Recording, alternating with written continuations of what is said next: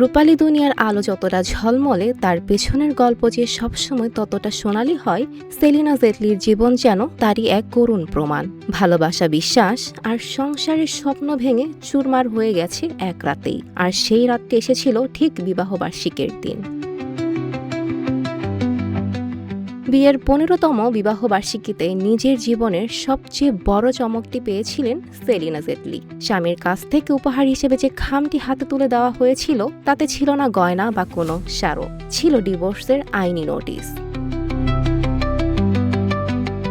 ইনস্টাগ্রামে দেওয়া এক দীর্ঘ পোস্টে হৃদয় ভাঙা সেই অভিজ্ঞতার কথা নিজেই তুলে ধরেছেন অভিনেত্রী। সেলিনার ভাষ্য অনুযায়ী ২০২৪ সালের সেপ্টেম্বরের শুরুতে বিবাহবার্ষিকীর দিন পিটার তাকে বলেন বিশেষ উপহার কিনতে তিনি কাছের পোস্ট অফিসে যাবেন।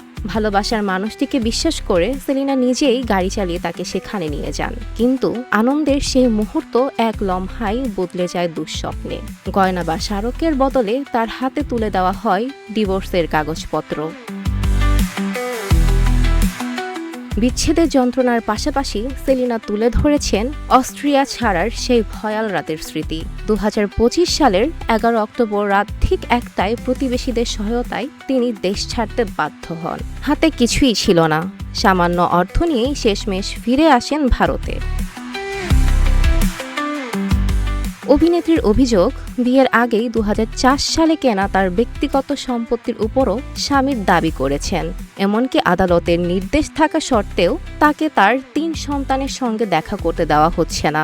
সন্তানদের মানসিকভাবে প্রভাবিত করা ও ভয় দেখানোর অভিযোগও তুলেছেন সেলিনা জেটলি। সব মিলিয়ে ভালোবাসার দিনে স্মৃতি যেখানে থাকার কথা ছিল আনন্দ আর উদযাপনের, সেখানে সেলিনা জেটলির জীবনে সেই দিনটি হয়ে উঠেছিল বিশ্বাসভঙ্গ আর যন্ত্রণার এক নির্মম অধ্যায়। আনিকা তাসনিম দীপি, রূপালী বাংলাদেশ।